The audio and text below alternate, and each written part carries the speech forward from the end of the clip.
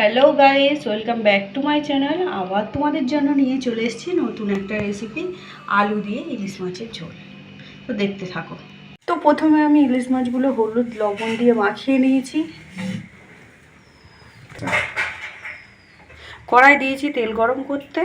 এখন মাছগুলো আমি ছেড়ে দেবো একটা একটা করে।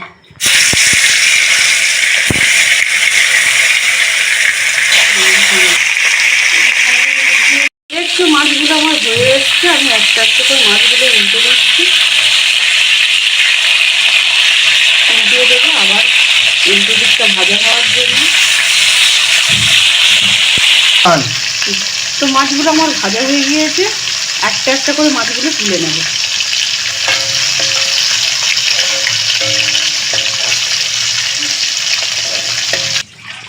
তো ইলিশ মাছগুলো আমার এখানে সব ভাজা হয়ে গিয়েছে।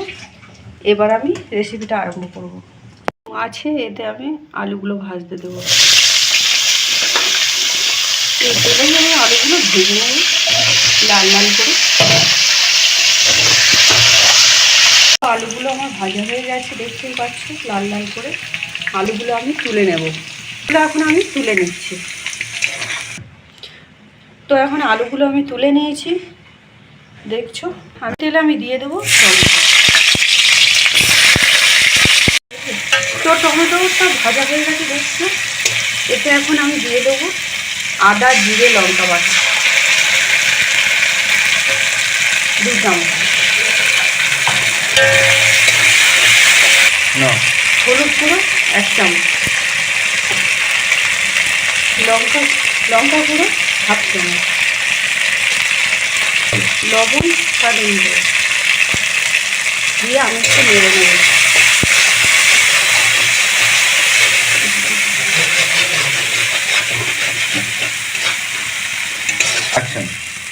তো এবার এতে দিয়ে দেবো একটু জল।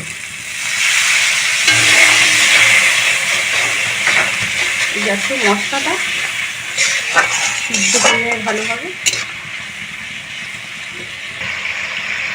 তো এখন আমি দিয়ে দেবো একটু অল্প চিনি দিয়ে আমি একটু নেড়ে চেড়ে নিচ্ছি।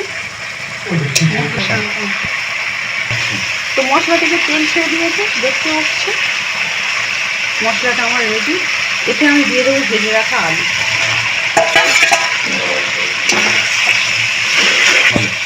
দিয়ে আমি কষিয়ে দেবো আলুটা ভালো করে। আলুটা দিয়ে এরকম করে কষিয়ে নিতে হবে।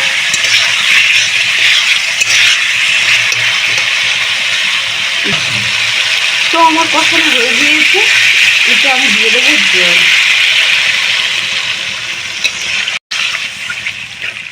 তো এতে জল দিয়ে দিয়েছি, এখন আলুটা সিদ্ধ হওয়ার জন্য ছেড়ে দেবো।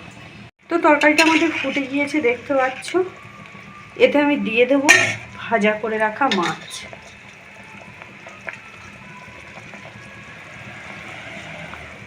তো দেখতেই পাচ্ছ আমাদের তরকারিটা হয়ে গিয়েছে, এখন আমি নামিয়ে নেব। তো ভিডিওটি ভালো লাগলে লাইক করো, আর চ্যানেলে নতুন হয়ে থাকলে অবশ্যই সাবস্ক্রাইব করো। যারা ইউটিউব থেকে দেখছো আর যারা ফেসবুক থেকে দেখছো ফলো করো। তো এখনকার মতো এইটুকুই থাক, আবার ফিরে আসছি নতুন একটা ভিডিও নিয়ে। ততক্ষণের জন্য টাটা।